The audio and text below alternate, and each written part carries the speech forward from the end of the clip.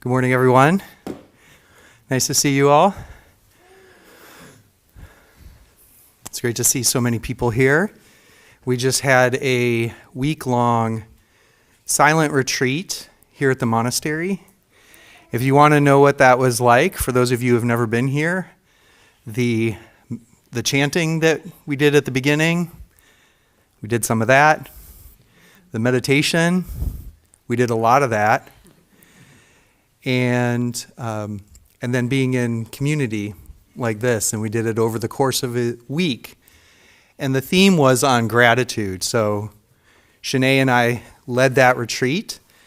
So we want to talk a little bit about what that was like for those of you who weren't there, and also hear a little bit about what might have been discovered by people who participated in that retreat. So we'll just talk a few minutes each, and then open it up. And then we'll have our baby blessing as well. I just want to make sure. So a couple things about gratitude. So gratitude or thankfulness, gratefulness, is really acknowledging the gifts of our life. So often our mind turns towards negativity, what's going wrong. And so gratitude is a way to acknowledge what's supporting us in our life. It's something you can do regardless. You don't have to be a Buddhist. You don't have to believe in anything or have any religion. It's something that is quite natural to all of us when we turn our mind towards it. And the reason why we had this retreat, and it's helpful to have some kind of time to get quiet, is that we can reflect without being in all the activity of the things that we have to work on. So it's important to take and stop. There's a Catholic monk named Brother David Stendal-Rast who expounds the wonders of gratitude and gratefulness. And I love his quote about this, that it's not happiness that makes us grateful, but that it's gratefulness that makes us happy. It's not happiness so it's not happy people who are grateful, but it's grateful people who are happy. So when we open this up, we open to happiness. There have been some studies on gratitude, some scientific studies that confirm this. But in Zen, we really like to confirm things for ourselves. So we confirm things for ourselves. Gratitude is not a matter of trying to gloss over things that we need to attend to, problems or challenges or difficulties, but it's enlarging our view. So we may be having a difficulty, a grief, or a challenge or stress in our life, and it's not a matter of denying that that's happening, but it's enlarging our view to say this and this, this and this difficulty and this gift.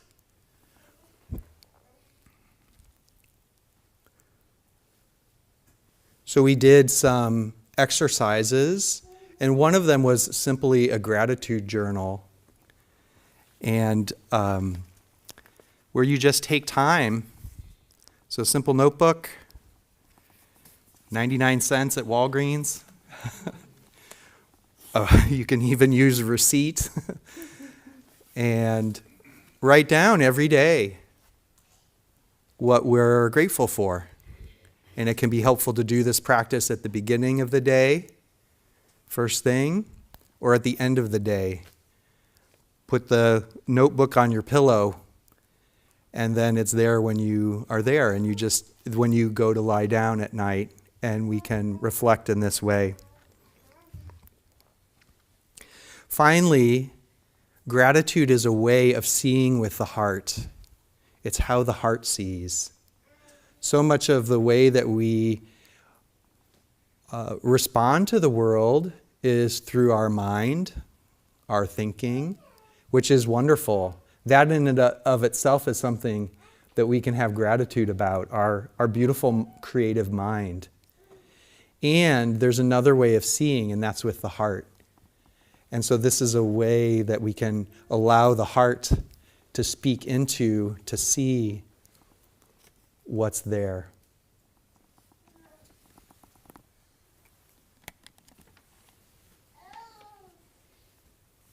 So one of the things Bansho just said was that gratitude is not just something that happens to us, but that's actually how most of us relate to gratitude. And a lot of the more beautiful qualities of the heart and mind is we think that, well, they just happen to some people and not to others. And we don't realize that actually we have a capacity to cultivate these qualities.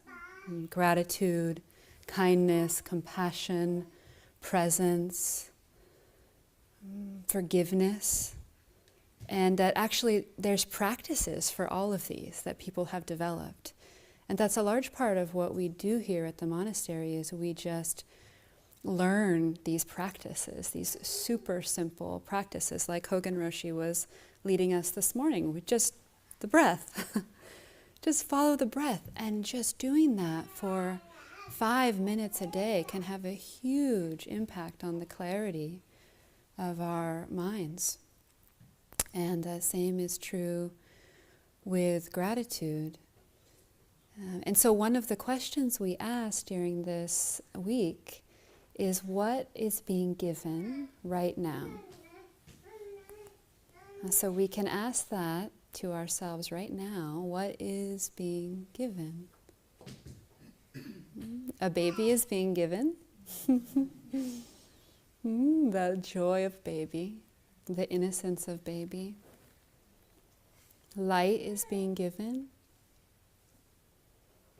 Community is being given. Actually, I think one of the most powerful things about coming here is just being with other people.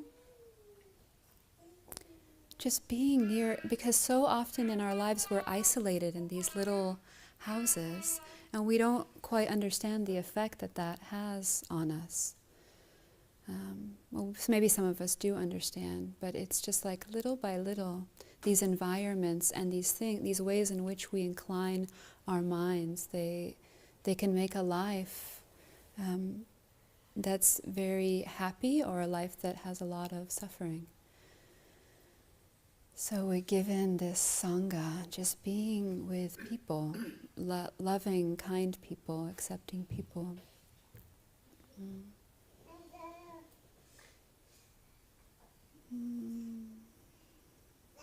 So what is being given? This is one of the ways that we can cultivate this gratitude.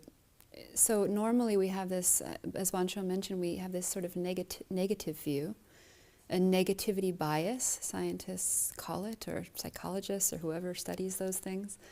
Negativity bias, I'm sure most people have heard that, which is part of our survival to see when there's a problem. It's a beautiful part of our capacity to identify problems and not put ourselves in unsafe situations, and we shouldn't stop that. But what happens is that that becomes our status quo. So wherever we are, we're always thinking about can everyone hear me? Yeah, okay. We're always thinking about what is wrong, And as we watch the mind, we see that's so subtle and persistent, that sense of like, this isn't quite, if I just had,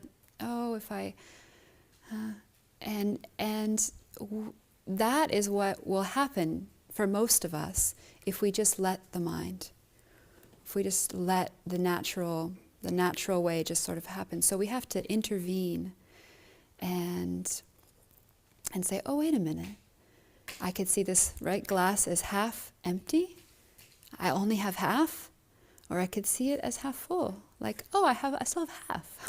So cool.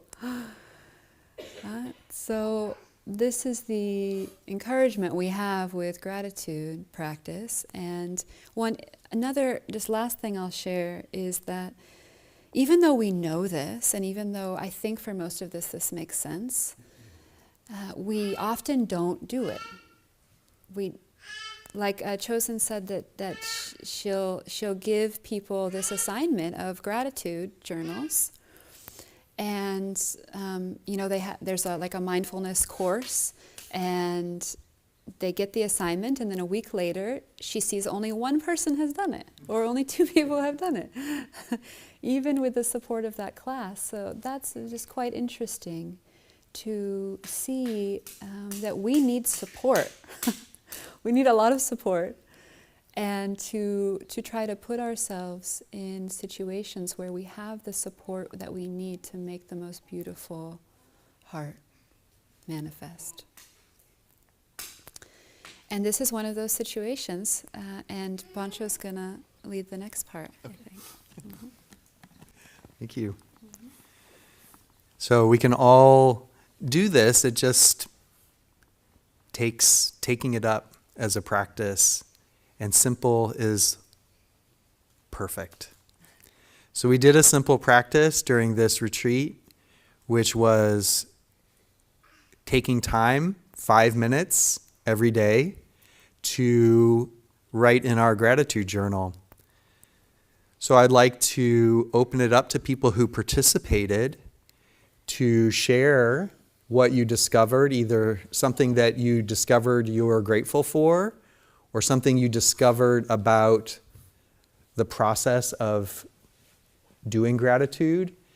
And it would be really wonderful for you to share, because that would convey to the people who weren't at this retreat about the benefits of this kind of practice.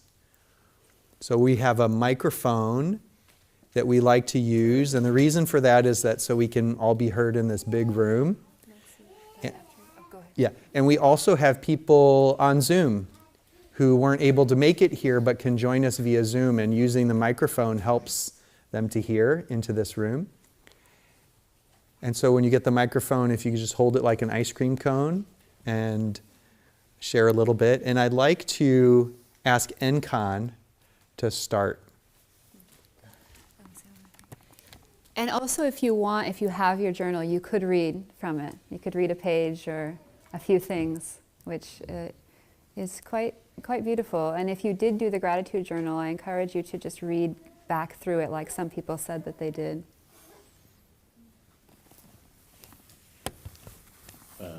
Thank you for the opportunity to speak. I hadn't thought I wasn't going to raise my hand.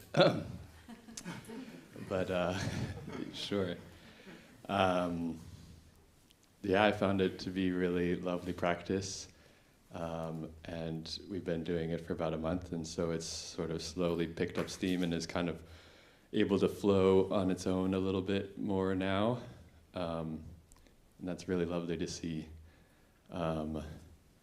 I think also I found it really beneficial to look at the places where I'm not grateful, to see is there anything right now that I'm not grateful for? Because I feel so much gratitude for all of these things.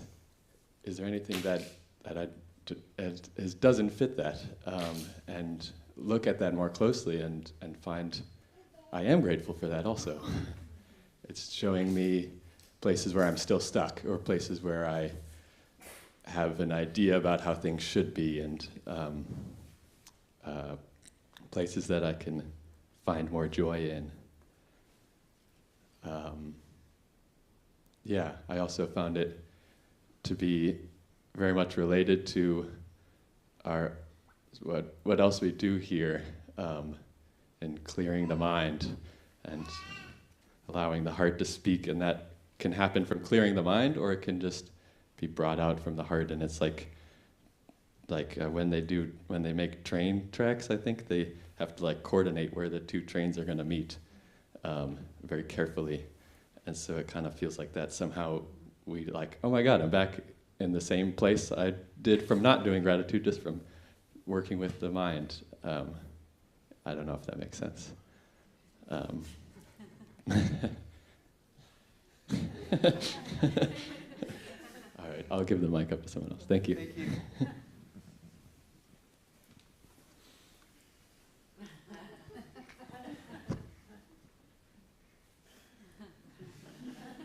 Anybody else? Please just raise your hand. Thank you. Hello. I'll just name some of the things that I put in my journal.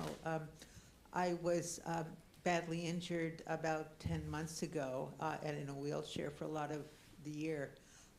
So some of the things I listed are I can walk. And number 2, I can live independently. I have my own home.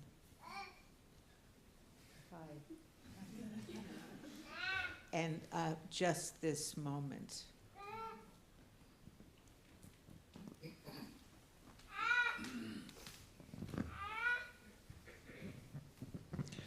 So my relationship with my mother was a bit difficult. And so I worked on writing about her in my little journal. And it helped tremendously. I saw so much to be grateful for, and it feels so much better than just focusing on the negativity that I have been biased toward. So that's one thing. And the other thing is that we talked about how gratitude and generosity match. And that the more I know this, the more grateful I feel, the more giving I am. And it's just the most lovely space. And because of this retreat and hearing your voices, what is being given now, I feel that I can take that with me in here throughout the day at any given moment. Oh yeah, what is being given now? Like that moment. Yeah.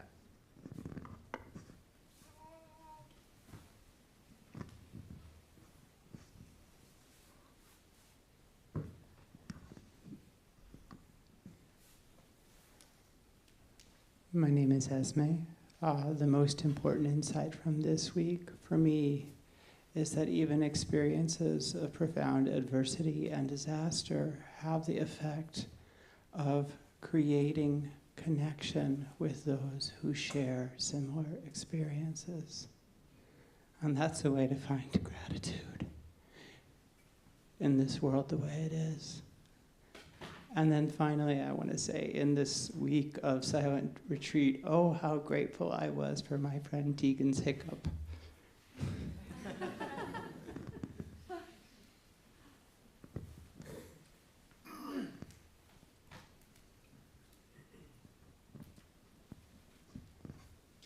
Gratitude has come up a lot around experiences with Soten and Shinei in the woods this past year.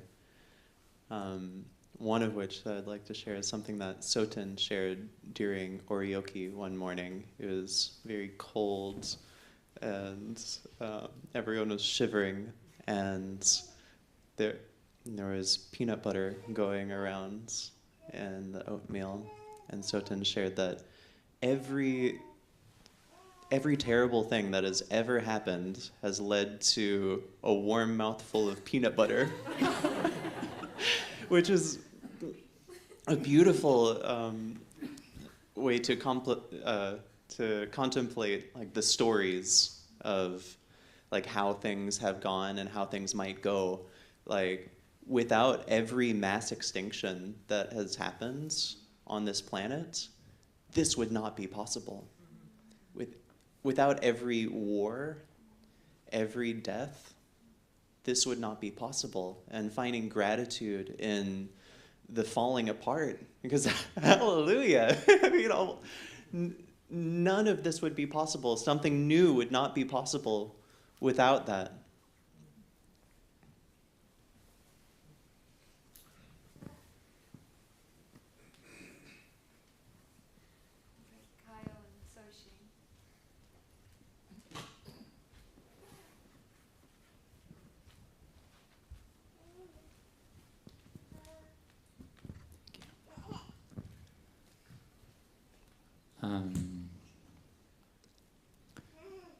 earlier we were doing a sharing circle about our experiences from the retreat, and I had mentioned how grateful I am for this place. I came here for 2 retreats last year. I'm staying here for a month this time, and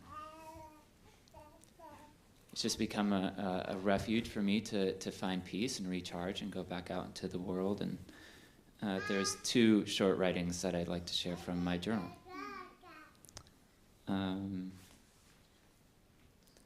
I'm grateful for this abode of peacefulness, flowing water, generosity, morality, and selfless nature that is the Grave House Sangha.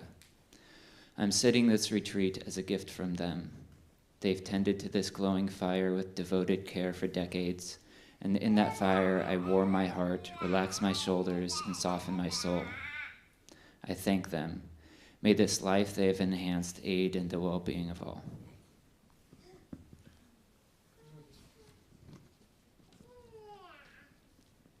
And secondly, I also mentioned this in the circle earlier. This last year has been rather difficult for me, and the nature of that difficulty is that there have been either people in my life or a community that I'm a part of that have been going through very significant difficulties and calling upon me to show up for those difficulties. And it's really stretched my capacities. Really been overworked and continually nourishing myself to go back into the work. And there have been times where it's come out of a sense of duty without a sense of aliveness. And that's, it's still good to do that, but it's great to find the aliveness in it. And I was reflecting on duty, and over the course of this week, really kind of like re-engaging with the aliveness of it. And I wrote, I'm grateful for duty, the aliveness it brings if oriented to properly. Integrity is another way of saying it, but that implies something that I have, as if it's a noun. But the higher understanding of it, I think, like love, is as a verb, an activity. But if it were a noun, it is a force beyond me. If surrendered to, and if even dragged through the mud by, peace and purpose and access to my center is returned in equal measure.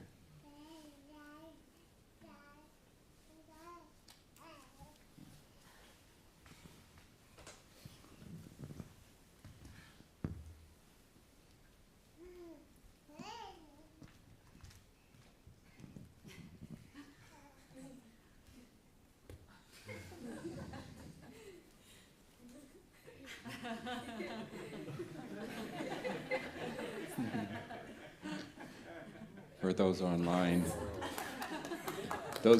are watching Heart, an infant, in the center of the room, standing, but falling. This is what's causes gratitude to see things like this. So much of my life, I took things for granted. And I have to say that this gratitude session and this look at gratitude is profound for me. Especially writing in the journals that we are provided. I don't know what it is. I think it's just the act of writing it down. Naming the things that have delighted me throughout the day. I love the sound of the wind through the trees, the warmth of sun on my back of my head or top of my head, wherever it falls. The sound of water, the sight of a deer. All these things delight me, and it brings gratitude to my life. Let's hear from Genmei. After me.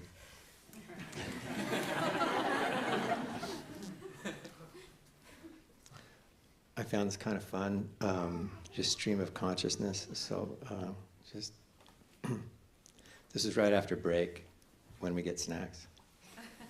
So I just wrote things I'm grateful for. Snacks, sugar, the sour surprise of the unripe tangerine, the robe my mom made me, my mom, my dad, my wife, my ancestors, my dog, all dogs throughout space and time.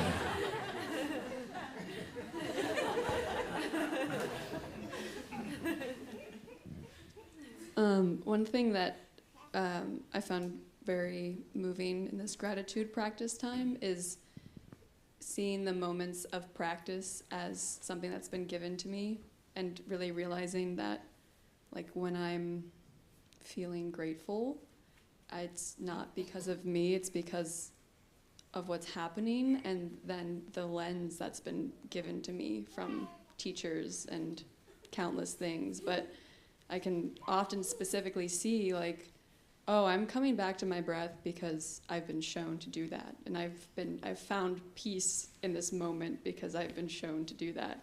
And there's something that's really enlivening when I can combine those things.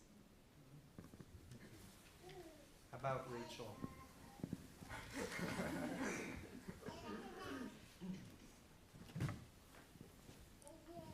Okay, I'll read from my gratitude journal.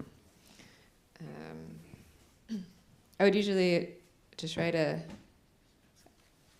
page when we were doing this journaling. And then there's one day, Friday, when I wrote 2 pages because there were so many things. So I'll read that. The beautiful kitchen, the moon last night, all the frogs, my mom, bite-sized candy, Gensei, Bushin, time to walk, the sunlight in the zendo, the breeze, the sesshin, my spine, Bansho, the Chant Book, the ushers, the kitchen crew, hospitality crew, the Mukugyo, my Zabutan, Zafu, Julia, Kakushin, hot tea, the grass, trees, paper, chipmunks, the floors, Onshin, sheet trays, parchment paper, cookie scoops, and I don't know, I just said frosting tip, the little plastic tip that you can put on and it makes the frosting come out and look pretty. Thank you, that's wonderful. And that's a nice, really nice way to demonstrate this practice. Thank you all for sharing that. I should probably talk in the mic so people can.